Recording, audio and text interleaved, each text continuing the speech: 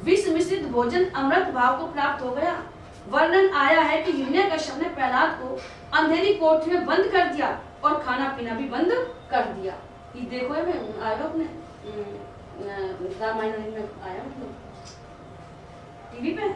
उस समय बैकुंठ में जब श्री लक्ष्मी जी भगवान को भोजन परोस कर लाई तो भगवान ने पाने से इनकार कर दिया, क्योंकि मेरा भक्त भूखा है, पहले वो भोजन खाएगा तब मैं भोजन खाऊंगा। पूछने पर बोले कि मेरा प्रिय भक्त भूखा है तो मैं भला कैसे खा सकती हूँ। जैसे एक पिता है, बेटा को भोजन ना मिले तो बाप को भी गला ग्रास नहीं उतरेगा, तो ऐसे ही भगवान अपने माता पिता हैं। तो जब भक्त को भोजन नहीं मिल रहा है तो मुझे भी भोजन नहीं खाना है। यह कहते कहते भगवान के नेत्रों में प्रेमाश्रु छलछला आई और लक्ष्मी जी को साथ लेकर भोग का थाल लिए हुए प्रहलाद जी के पास पहुंचे। भगवान लक्ष्मी जी और भगवान दोनों उस समय वे ध्यानावस्थित थे, क्योंकि भगवान में लीन थे। प्रभु ने स्वयं चैतन्य कर उन्हें अपनी गोद में बिठाकर प्रसाद पवाया। भक्त युगल सरकार का दर्शन कर, युगल सरकार दोनों राधा जी और कृष्ण जी, रुक्मणी जी और कृष्ण जी, दर्शन कर उनके श्रीकर कमल से परम दिव्य प्रसाद पाकर कृतार्थ हुए। जो को भगवान भोजन खवा रहा है तो क्या चीज की कमी है, क्या डर है, क्या भूख प्यास का वो है। हिरण्यकश्यप के दंड को वरदान माना कि चलो भगवान, या हिरण्यकश्यप दंड दिए तो भगवान का दर्शन तो हुआ, भगवान ने अपने हाथों से भोजन तो मुझे कराया। असुर राज ने एक दूसरा उद्योग किया। अग्नि से तपाकर लाल किए हुए लोह स्तंभ में प्रहलाद जी को बांधने की आज्ञा असुरों को दी थी। लोहे का एक खंभा और उसको खूब तपा दिया और यहाँ चिपका दो, बांध दो।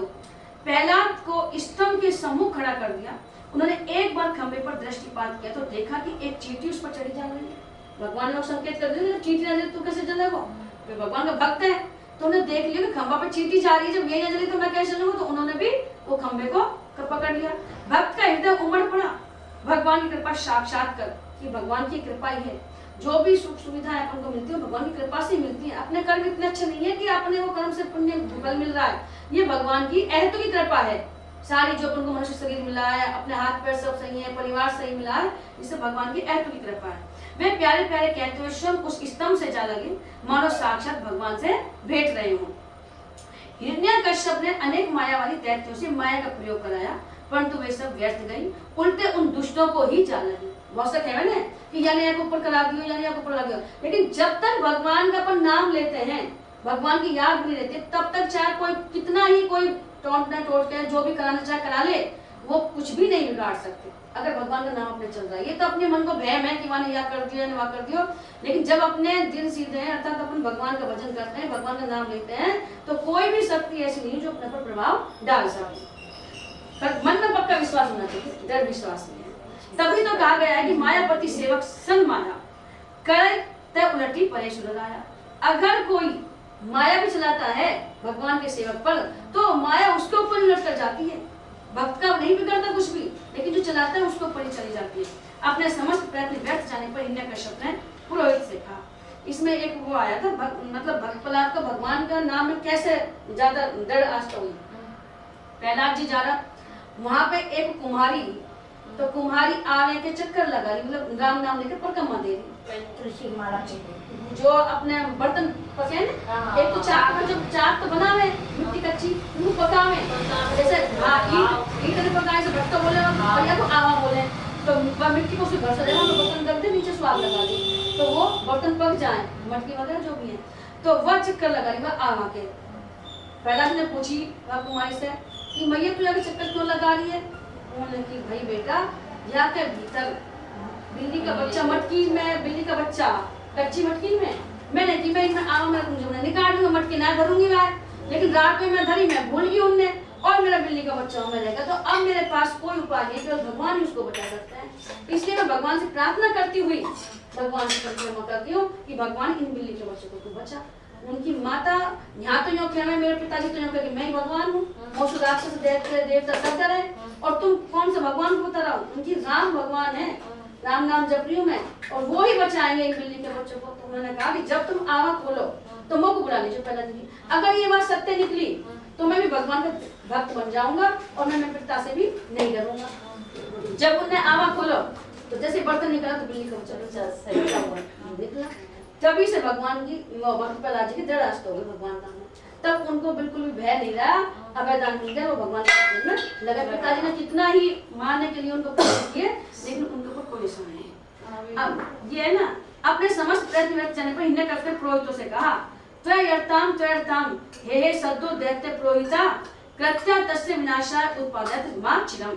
अरे पुरोहितों, जल्दी करो, इसके नष्ट करने के लिए कृत्या को उत्पन्न करो, राक्षसनी उसको उत्पन्न करो। और तुमने सब प्रयत्न कर लिया, बहन को भी, मतलब होली का जो अग्नि का वरदान था उसको भी करके देख लिया, शाप के सबसे मरवाने के लिए, लेकिन ये नहीं मरा। अब तुम कृत्या राक्षसनी उत्पन्न करो, अब देरी ना करो। पुरोहितों ने एक बार पुनः प्रहलाद को समझाने का प्रयत्न किया कि भाई मान जा, तो काहे को पिताजी से बैर ले, परंतु कोई प्रभाव पड़ता नहीं देखकर क्रोधित होकर आग की भयानक लपटों के समान प्रज्वलित शरीर वाली कृत्या को उत्पन्न किया। राक्षस पर तो सब तरह की विद्या रहे, माया रहे, परंतु क्या सील किंचापी सके को तासु बड़ रखवाल रमापति जासु। जिसका रखवाला रमापति भगवान रघुनाथ जी हैं, उसका कोई भी कुछ नहीं बिगाड़ सकता। कृत्या प्रहलाद के दुर्दुष वैष्णव तेज से पराभूत होकर लौट के, उनको तेज ने तक उनके पास ही ना आ सकी, मारते तो जब उनके पास ही ना आई, होकर लौटी। और उसने स्वयं प्रयोग करता षंड और अमर को, ये दो इनको शिक्षा देने वाले थे, गुरु के पुत्र थे, दोनों को ही मार डाला, यानी षंड और अमर को ही मार डाला। सर्वभूत सुहृदय श्री प्रहलाद जी भला अपने गुरुजनों का अमंगल कैसे देख सकते थे। प्रहलाद जी भक्त है ना, भक्त तो सदा सबका वो देखा, साधु स्वभाव है, सरल स्वभाव है, तो उनने देखा कि मेरे गुरुजन को ही मार दियो, तो वो ये नहीं सहन सके, इन्होंने प्रार्थना की। उन्होंने इनकी प्राण रक्षा के लिए तत्काल भगवान से प्रार्थना की कि हे प्रभु, यदि मैं प्राणी मात्र में आपका दर्शन करता हूँ तो मेरे इस शरीर के प्रभाव से ये पुरोहित जीवित हो जाए। और अगर प्रहलाद जी ने उसका स्पर्श किया, मैं आपको अगर चाहता हूँ तो इनका आप जीवित कर दो गुरुजी को। वे तुरंत जीवित हो गए और गदगद होकर कृतज्ञता पूर्ण हृदय से आशीर्वाद देते हुए बोले, दीर्घायु प्रतिहतो बलवीर्य समन्वित है, पुत्र पौत्र धनेश्वरी युक्त वत्स भगवोत्तम। वत्स तू परम श्रेष्ठ है, वही कह रहे हैं गुरु शांड, हाँ शांड और अमर, तू परम श्रेष्ठ है, तू दीर्घायु हो, अप्रतिहत हो, बल वीर्य से, पुत्र पौत्रादि से एवं धन ऐश्वर्य से संपन्न हो। हिरण्यकश्यप चिंतित हो उठा, अपने प्रयत्नों को विकल्प होते देखकर पुरोहित पुत्रों ने समझाया कि प्राय अवस्था की वृद्धि के साथ साथ गुरुजनों की सेवा से बुद्धि सुधर जाया करती है। एक तो अवस्था जो बढ़ती है, और एक अगर हम बड़ों के साथ रहेंगे, गुरुजनों के साथ रहेंगे, साधुजनों के साथ रहेंगे, तो सेवा से बुद्धि सुधर जाती है। अतः इस बालक को वरुण पास से आबद्ध कर पुनः पाठशाला भेजा जाए। असुरेंद्र ने अनुमति दे दी। पुरोहित श्री प्रहलाद जी को पुनः अर्थ धर्म काम इन तीन पुरुषार्थों की शिक्षा देने लगे, परंतु भक्त शिरोमणि तो अपनी राम धुन में ही लगे रहते थे, उनको इन बातों से कोई मतलब ही नहीं था। अध्ययन काल में बीच बीच में अवकाश मिलने पर जब दैत्य बालक प्रहलाद को खेलने के लिए बुलाते तो ये अपनी अमृतोपम वाणी, अमृत रूपी वाणी से स्वयं आकर्षित कर अपने पास बुलाकर भगवत भजन का उपदेश देने लगते। जब बराबर का बच्चा है तो आज पहले खेलेगा तो ये सब बच्चन इकट्ठा करके और भगवान के बारे में बताया करते हैं, हमने अमृत रूपी वाणी से अपनी ओर आकर्षित करते हैं, भगवान का भजन करना चाहिए, ऐसा उद्धार होगा, ऐसा होगा, तो वो उससे हो गए। कौमार आचरित प्राज्ञो धर्मान भागवत तानी है, दुर्लभम मानुषम जन्म तब ध्रुव अमर्थम। मित्रों, इस संसार में मनुष्य जन्म अत्यंत दुर्लभ है। सबसे बड़ी महान कृपा अपने पर यह है कि भगवान ने अपन को मनुष्य जन्म दिया है। तो मनुष्य जन्म अत्यंत दुर्लभ है, इसके द्वारा अविनाशी परमात्मा की प्राप्ति हो सकती है। यही शरीर एक ऐसा है जिससे हम कर्म कर सकते हैं और सब भोग योनियां हैं, तो इससे हम परमात्मा को प्राप्त कर सकते हैं और किसी योनि में नहीं कर सकते। परंतु पता नहीं कब इसका अंत हो जाए, और ये शरीर भी कैसा है, पानी के बुलबुला असमानुष की जात का फूट जाए, जैसे बुलबुला का फूट जाए ऐसे ही शरीर कभी भी नष्ट हो सकता है। इसलिए बुद्धिमान पुरुष को बचपन में ही भगवान की प्राप्ति कराने वाले साधनों का अनुष्ठान कर लेना चाहिए, और जब बचपन से करते हैं तभी हम बुढ़ापे में या जवानी में कर सकते हैं।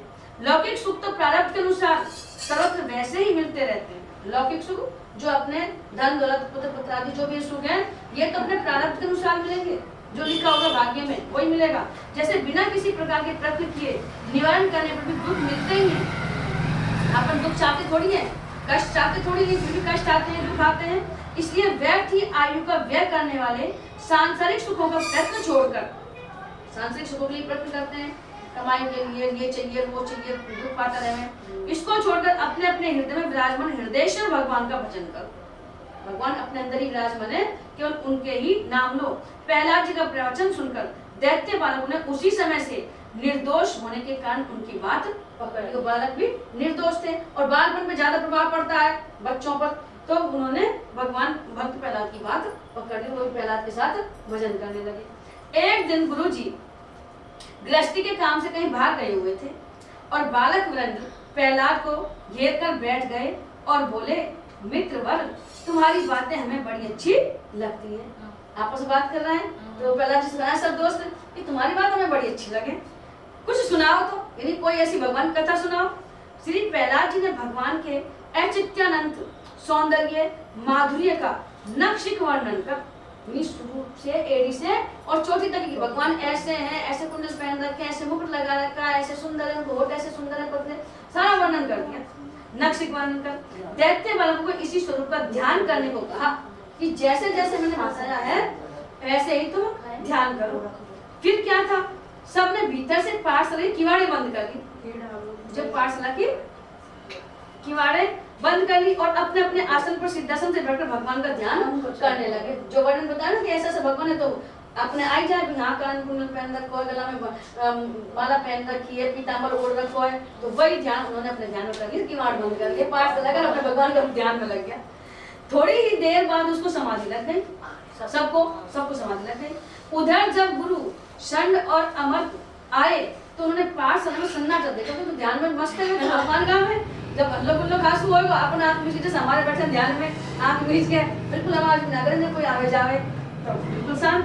बड़े विचार पड़े आखिर बात क्या है कि जो बच्चे पाठ नहीं याद कर रहे हैं, कई बार जैसे बच्चे चुपचाप पढ़े ना, अब हम क्लास में जाते हैं, आज तो बड़ा चुपचाप है, कैसे कोई टीचर दिक्कत देगा तो कोई भी ना हो, जब भी कई बार चुपचाप मिल जाए बच्चा। जब निकट आए तो देखे कि भीतर से जंजीर बंद है, गेट बंद है। खिड़की की राह से जाकर देखा तो सब समाधिस्थ थे। सोचे कि अच्छा मौका है, चलकर दैत्येंद्र को दिखाऊं, यानी हिरण्यकश्यप को दिखाऊं कि देखिए प्रहलाद अपने तो बिगड़े ही हैं, सखाओं को भी बिगाड़ दिए, खुद तो बिगड़ ही गया और सखाओं को भी बिगाड़ दिया। इनकी दृष्टि में भक्ति करना, जब ध्यान करना बिगड़ना है।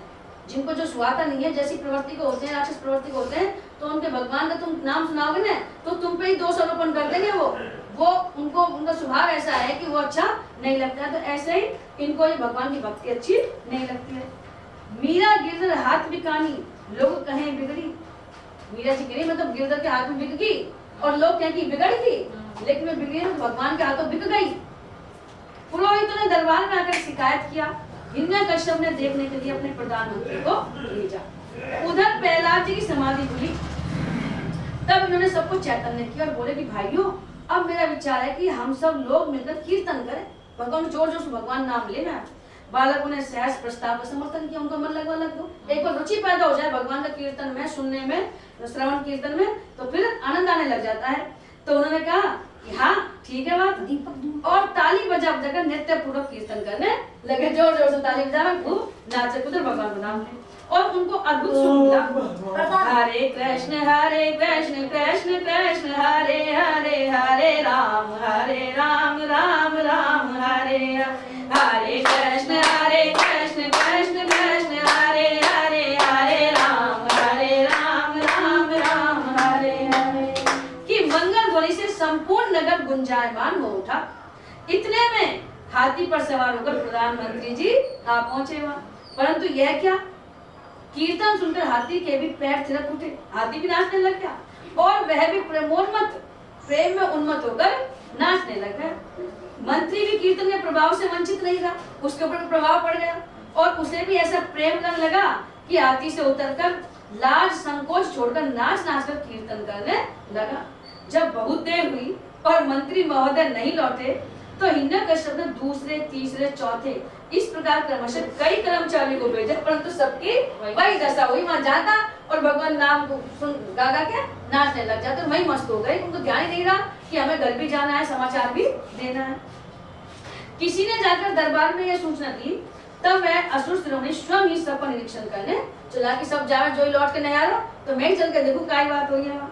तो कैसा है कीर्तन का जादू? कहावत है, जादू वह जो सिर पर चढ़कर बोले। जादू वह है, जैसे कोई कहीं वाणी में जादू ऐसा होए कि प्रभावित हो कि अपन बहुत ज्यादा प्रभावित हो जाते हैं। तो कह रहे हैं कि जादू वही जो सिर चढ़कर बोले। कीर्तन की ध्वनि कान में पड़ते ही हिरण्यकश्यप का मन मयूर भी मचल उठा। हिरण्यकश्यप की जो राक्षस था और नाच नाच कर कीर्तन करने को मन करवा लग गया। असुर को अपने आप पर ही संदेह होने लगा और वह तुरंत ही वहां से भाग खड़ा हुआ कि मैं अलग जाऊंगा, मैं भी नाच लग जाऊंगा, तो मैं सुन ही ना नाचूं कि कहीं मेरी भी यही दशा न हो जाए। इस पर दृष्टांत मथुरा के चौबों का है। चौबे जो होते हैं, इसमें दिया नहीं है। उसने समझ लिया कि निश्चय इस समय कीर्तन का प्रभाव बड़े जोर का है। जोर जोर से जो भजन कीर्तन करें अपन, तो आपका प्रभाव आसपास पशु पक्षी जानवर जो भी हैं, जो भी उस आवाज कान में पड़ रही है, उन पर भी प्रभाव पड़ता है इनका। पेड़ पौधे पर भी जो भी आएगा अवश्य में प्रभावित हो जाएगा। अभागा कान बंद कर वहां से भाग गया। और वो अभागे हैं जो सुनने को मिल रहा है और फिर भी कान बंद करके भाग रहे हैं कि हमको ना सुनो। श्री प्रहलाद जी ने संघ के सखाओं से कहा, भैया मेरे पिताजी के डर से कोई भगवान का नाम नहीं लेता, तो चलो हम लोग आज नगर कीर्तन करें। नगर में कीर्तन करते हुए घूमेंगे अपन। इससे बहुत लोग तो भय छोड़कर नाम लेने लगेंगे और जो नहीं भी लेंगे वे सुनेंगे। डर के हमारे कोई आएगा भी ना तो कान में तो पड़ेगा उनका नाम। भगवान का नाम तो सुनने से भी लाभदायक है। यथा जाकर नाम सुनत शुभ होई, क्या तो सुनत सुमृत सुठी नीके। यानी चाहे अपन मुंह से नहीं ले रहे, अपन जैसे काटने पड़े कोई हारी है बीमारी सुन रहे, लेकिन सुनने से भी उतना ही प्रभाव मिलता है जितना बोलने से मिलता है। बालकों ने बड़े उत्साह से नगर कीर्तन किया। पूरा शहर कीर्तनमय हो गया। परंतु जब कीर्तनकारी असुर राज के महल के समीप पहुंचे तो उनकी हिम्मत छूट गई कि भाई अब तो राजा छोड़ा गया, हम बालक ही तो हैं। बालकों को भयभीत जानकर प्रहलाद जी ने उनको हृदय से लगाकर विदा कर दिया। बच्चा की भाई तू तो कोई बात नहीं, तो पाप है, पर हम तो यहाँ की प्रजा है, तो हमको तुम्हारा मुंह देखो तो और ले। तो वो फिर महल के आते चुप हो गए और प्रहलाद ने कहा तुम अपने अपने घर को जाओ और स्वयं भी शांतिपूर्वक घर चले। अत्यंत नम्रता पूर्वक हाथ जोड़कर चुपचाप सन्मुख खड़े प्रहलाद जी से हिरण्यकश्यप ने कड़क कर पूछा, मूर्ख बालक, मेरे तनिक से क्रोध करने पर लोकपाल भी कांप उठते हैं, फिर तूने किसके बलबूते पर निडर की तरह मेरी आज्ञा के विरुद्ध काम किया है? मुझसे तो लोकपाल देवता लोग भी डरते हैं और तू इतना निडर हो गया कि मेरी आज्ञा के विरुद्ध काम करता है, उसका नाम लेता है। प्रहलाद जी ने सर्वशक्तिमान भगवान की अचिंत्य शक्ति का स्वरूप निरूपण करते हुए पिता से क्रोध परित्याग की प्रार्थना की। भगवान में वो शक्ति है जो सब कुछ कर सकते हैं, आप क्रोध मत कीजिए। अपने पुत्र की इन स्वभाव विरुद्ध बातों को सुनकर दुष्ट दैत्य ने निश्चय कर लिया कि इसे अपने ही हाथों से मार डालना चाहिए। अब ये बस की बात नहीं है, ये तो पूर्ण रूप से शत्रु हो गया है, इसलिए मैं अपने हाथों से इसे मार डालूंगा। फिर तो दांत पीसकर बोला, मूढ़ मते, मैं तेरा वध करूंगा। कहाँ है मैं तेरा सहायक? मैं देखता हूँ तुझे कौन बचाएगा। तू जिसका नाम लेता है राम राम, तुझे बचाने कैसे आएगा? अब मैं तुझे मारूंगा। वह अब तुझे आकर बचाए तो जानू मैं। प्रहलाद से पूछ रहे हैं, मैं आपसे पूछता हूँ कि वह कहाँ नहीं है? प्रहलाद जी कह रहे हैं कि वो कहाँ नहीं है, मैं तो सब में देख रहा हूँ, चर में अचाचर में सब में देख रहा हूँ भगवान को। देश काल किसी विधि सहूं माही, कहूं सो कहाँ जहाँ प्रभु नाही। देश विदेश में सब कालों में देख रहा हूँ, ऐसी जगह कौन सी जहाँ प्रभु नहीं है। जैसे रामचरितमानस में कहा गया है, हरि व्यापक सर्वत्र समाना, भगवान सब जगह है। अपन कहते हैं वही है भगवान, वहीं जाएगा, केदारनाथ जाएगा, बद्रीनाथ जाएगा, भगवान सब जगह है, केवल भावना होनी चाहिए। यहाँ भी वही भगवान है, वहाँ भी वही भगवान है। वह तो जैसे हम में है वैसे ही आप में भी वर्तमान है और वैसे ही आपकी इस खड़ग में तथा सर्वत्र व्याप्त है। उन्होंने जड़ में भी, चेतन में तो है ही भगवान, लेकिन जड़ में भी भगवान माना है भक्त प्रहलाद ने कि सर्वत्र भगवान है। चांगदेव जी एक वो दो भक्त थे, तो एक भक्त है जो चांगदेव जी और दूसरे होते, वो एक शेर पे बैठ के आ रहा, चेतन है शेर, तो शेर को उन्होंने बस में कर रखा, शेर को सहज थोड़ी बैठ सके। और नामदेव जी बैठा वहाँ पे दीवार पे, तो वो दिखावा चाह कि मैंने चेतन को बस में कर रखा है। वो उनसे ज्यादा भक्त था, उन्हें दीवार पे ही धक्की दी, दीवार चलवा लगी। भक्त में इतनी शक्ति होती है कि वो जड़ में भी चेतनता पैदा कर देते हैं। तो ऐसे ही खड़ग में भी, तलवार में भी प्रहलाद जी भगवान को देख रहे हैं। हिरण्य तो क्या वह इस खंबे में भी है? फिर हिरण्यकश्यप पूछता है कि क्या ये खंबे में भी भगवान है? तो प्रहलाद जी कहते हैं हाँ, इतना सुनते ही वह दुष्ट हाथ में खड़क लेकर सिंहासन से कूद पड़ा और बड़े जोर से उस खंभे में घूसा मारा। हिरण्यकश्यप ने भक्त के वचन को पूर्ण करने के लिए भक्त वत्सल भगवान खंभे में से प्रकट हो गए। अगर भक्त में इतनी शक्ति है तो भक्त जो बोल देता है भगवान उसको पूरा करते हैं। एक शव यात्रा जा रही थी रास्ते से, तुलसीदास जी बैठे हुए थे, भगवान का नाम ले रहे थे। तो जो पत्नी भी पीछे पीछे जा रही थी, पत्नी ने उनके चरण स्पर्श किए तुलसीदास जी, तुलसीदास जी के मुंह से निकल गया सौभाग्यवती हो। अब वो स्त्री कह रही है कि मैं सौभाग्य तो वहां जा रहा साहब, मैं सौभाग्यवती कहाँ से होगी, मेरा सौभाग्य तो आगे आगे जा रहा है। उन्होंने कहा भाई राम जाने, अब मेरे मुंह से निकल गया, जो निकल गया तो भगवान ही संभालेंगे। भगवान से प्रार्थना करी, भगवान तुमने तो खवाई हुई मौसू, मैं कौन कहने वाला, अब जीवाओ तुम यहाँ। तो वहां जैसे बीच में विश्राम करे ना, ये जहाँ सब यात्रा के बीच में विश्राम करे, वहां जैसे उतारो ऐसे ही खड़ो हो जब। तो भक्त की बात को पूरा करने के लिए भगवान वहीं प्रकट हो जाते हैं। तो भक्तवाणी ही सो प्यार है भगवान को। प्रियदास जी कहते हैं, जिन्होंने ये भक्तमाल लिखी है, वो कहेंगे भक्त की वाणी से ही भगवान को प्यार है, क्योंकि भक्त है जो भगवान को प्यार करते हैं। तो भगवान भक्त के वचन को भगवान ने 4 युगों में भक्तों के वचन को सत्य किया है। यानी भक्तों के वचन के पीछे उन्होंने अपने वचन को भी झूठा कहा दिया। जैसे कृष्ण भगवान ने जब कौरव पांडव का युद्ध हुआ था तो उन्होंने कहा मैं शस्त्र धारण नहीं करूंगा, लेकिन भीष्म पिता ने कहा कि मैं शस्त्र धारण करूंगा, मैं छोड़ूंगा। तो भक्त की वाणी को सुनने के लिए उन्होंने पहिया उठा लिया। भक्त के वचन को रखने के लिए भगवान प्रहलाद की उंगली के इशारे पर नाचे। प्रहलाद ने उंगली के संकेत से कहा था कि भगवान हम में, तुम में, खड़ग में और खम में अर्थात सब में है। तो भगवान भी जहां जहां भक्त की उंगली जाती वहीं वहीं से प्रकट होने के लिए तैयार हो जाते।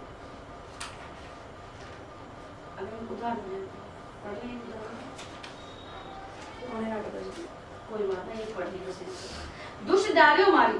हिरण्यकश्यप ने ब्रह्मा जी से ऐसा वरदान मांग लिया था कि मृत्यु के लिए किंचित अवकाश ही नहीं रह गया था, परंतु परम प्रवीण प्रभु ने मार निकाल दिया। उसने मांगा था न जमीन पर मरूं न आकाश में, तो भगवान ने अपनी जंघाओं पर गिरा लिया। उसने मांगा था न दिन में मरूं न रात में, तो भगवान ने संध्या का समय मारा। उसने मांगा था न मनुष्य से मरूं न पशु से, तो भगवान ने नरसिंह रूप धारण कर लिया, आधा मनुष्य का आधा। उसने मांगा था मैं आपकी सृष्टि के प्राणियों से न मरूं, तो भगवान आप प्रकट भय विधि ने बनाई, आप ही प्रकट हो गए। उसने मांगा था न मैं सूखे आयुध से मरूं न गीले से, तो भगवान ने नखों से विधीन कर डाला। नख ने सूखे ही कहते हैं और क्योंकि बढ़ते हैं, न गीले ही कहते बनते हैं, क्योंकि काटने में कष्ट नहीं होता। उसने मांगा था मैं 12 महीनों में नहीं मरूं, अब और कौन सा भगवान है ना, तो पुरुषोत्तम भगवान ने उसे पुरुषोत्तम मास में अधिमास में मारा। हाँ, भगवान ने उसे सभी वरदान सुरक्षित रखते हुए उसे मारा और अपनी बात के समर्थन में उसी से हामी भरवा कर मारा।